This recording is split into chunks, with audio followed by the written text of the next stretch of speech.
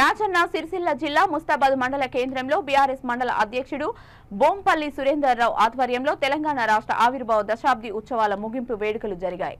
మొదట అంబేద్కర్ విగ్రహానికి పూలమాలలు వేసిన అనంతరం తెలంగాణ తల్లి విగ్రహానికి జయశంకర్ చిత్రపటానికి పూలమాలలు వేసి జెండా ఆవిష్కరించారు. ఈ సందర్భంగా వారు మాట్లాడుతూ తెలంగాణ తొలి ముఖ్యమంత్రి కేసీఆర్ 10 ఏళ్లలో తెలంగాణ రాష్ట్రాన్ని స్వర్ణయుగం తలపించేలా పాలన అందించారని అన్నారు. ఈ కార్యక్రమంలో బీఆర్ఎస్ మండల అధ్యక్షుడు బోంపల్లి సురేంద్రరావు, సెస్ డైరెక్టర్లు సందుపట్ల అంజిరెడ్డి, విజయ రామారావు, మాజీ ఏఎంసీ చైర్మన్ అక్కరాజు శ్రీనివాస్, పట్టణ అధ్యక్షులు నరసింహారెడ్డి, బీఆర్ఎస్ నాయకులు, మహిళా నాయకురాలు పాల్గొన్నారు.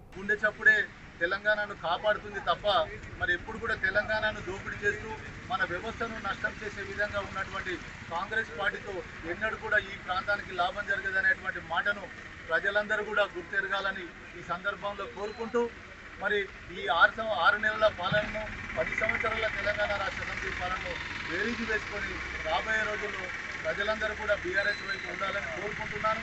అట్లాగే మేము కూడా ఏదైతే రాష్ట్ర పార్టీ పిలుపిస్తుందో ఆ పిలుపు మేరకు ప్రజల పక్షాన మరి న్యాయం జరిగే విధంగా మరి ప్రజల పక్షాన ఉండి పోరాటం చేస్తాం.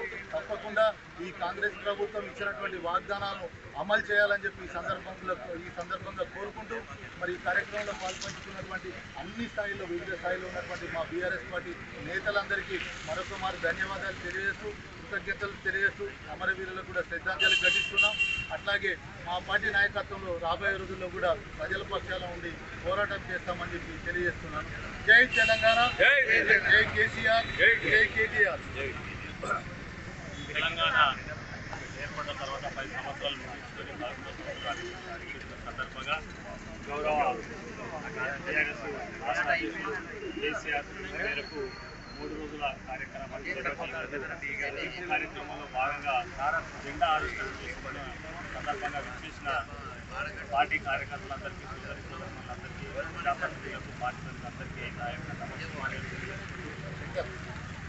ముఖ్యంగా మొన్న జరిగిన ఎన్నికల్లో, శాసనసభ ఎన్నికల్లో కొంత మనకు నిరాశ మిగిలినప్పటికీ కూడా రాబోయే రోజులని మనే అనుకుని అందరం కలిసినట్టుగా పనిచేసి మళ్ళీ రేపు రాబోయే శాసనసభ ఎన్నికల్లో 100కు 100 సీట్లను మనం సాధించుకునే దిశగా మనము బాగా కృషి చేయాల్సిన అవసరం ఉన్నది.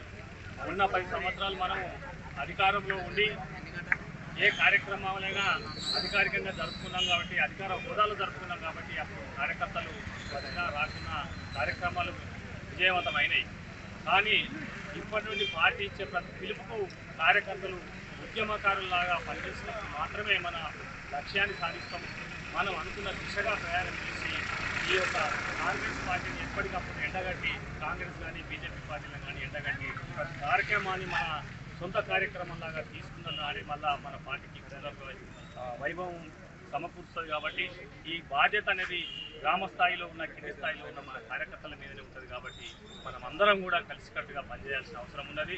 గతంలో అధికారంలో ఉన్నప్పుడు మనం పని చేసినా చేయకుండా, మనం వచ్చినా రాకున్నా, నేను ఒప్పుకుంటేంది నువ్వు ఒప్పుకుంటేంది అన్న సందర్భంలో కూడా పార్టీ నష్టపోయింది. కానీ ఇప్పుడు ప్రతి కార్యకర్త ఇది నా బాధ్యత, నా ఇంటి పని, నా పార్టీ పని అంటే నా ఇంటి పని కన్నా ముఖ్యమైన అనే విధంగా పనిచేసిన నాడే మనం లక్ష్యాన్ని చేరుకుంటాం. సందర్భంగా కార్యకర్తలు పిలుపునిచ్చుకుంటూ రాబోయే రోజులన్నీ మనయే, మంచి రోజులు మనకు ముందు ఉన్నాయి. కాబట్టి ఎలాంటి నిరాశ నిస్పృహలకు గురి కాకుండా ఇదే ఉత్సాహంతో, ఇదే సంతోషంతో, ఇదే బలంతో, మనిషికి మనిషి బలం, పార్టీకి బలం. కాబట్టి మనందరం కలిసికట్టు పనిచేద్దామని కోరుకుంటూ తెలియజేసుకుంటూ సెలవు తీసుకుంటున్నాను. జై తెలంగాణ.